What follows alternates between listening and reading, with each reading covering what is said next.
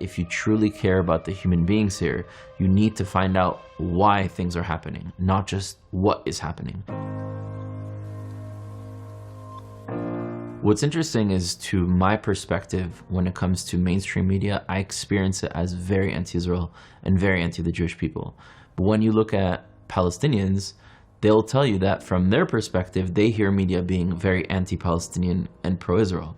So it's very strange that media is almost catered for these two groups to feel that the majority is attacking them, and then they feel victimized by the other group and see that the other group is really the source of their problem or something that they need to defend themselves from.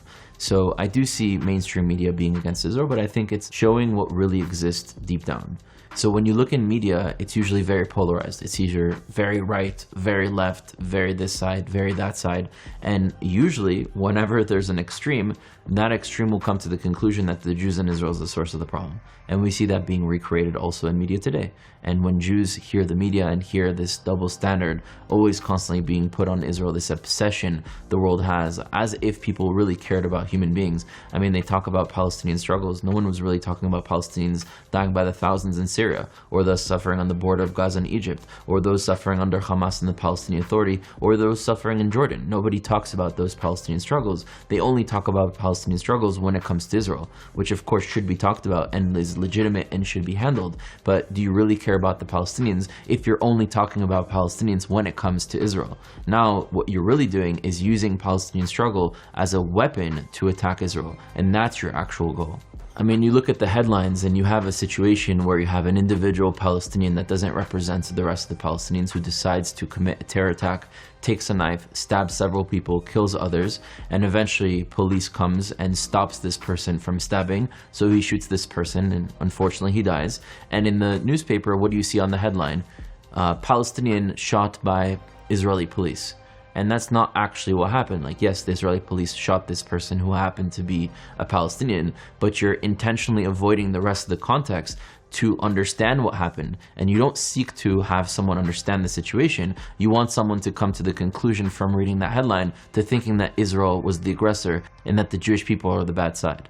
And so that is not honest reporting, and clearly there's an intention within the media to convince the population in using something real that happened and getting them to the conclusions that Jews are the source of the suffering, and if you want to end the conflict, you have to view Israel as the negative side. Most people have not been to Israel, and what they experience to be true about this conflict is what they consume from their media outlets, whether it's on social media or on TV or in the newspapers, or in other ways that people consume their information.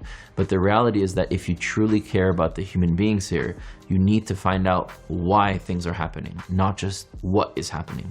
Because if you just talk about the what, you know what's going on. Maybe you know a portion of it even, not even all of it, but you don't know why it's happening. And if you seek to end it from continuously happening, you have to understand the source of why it's happening in the first place. And so oftentimes media outlets talk about Palestinian suffering, which is true, but they don't talk about why it's happening. And we must also focus on the why in order to stop the what from occurring. Are you optimistic we're going to succeed as a nation? Yes, very much so. I've always had a state of mind that I've always been very positive and optimistic of any challenging situation that I'm in.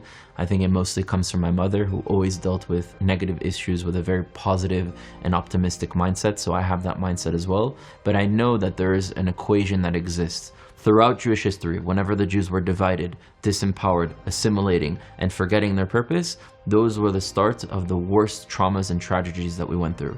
Whenever the Jews were united, empowered, fulfilling the purpose, and knew who they were, we overcame every single struggle, obstacle, and great nation that had all the power to destroy us, we still overcame them. So in reality, the question is only on us. When are we going to realize the abilities that we have and enact those abilities to create a better world?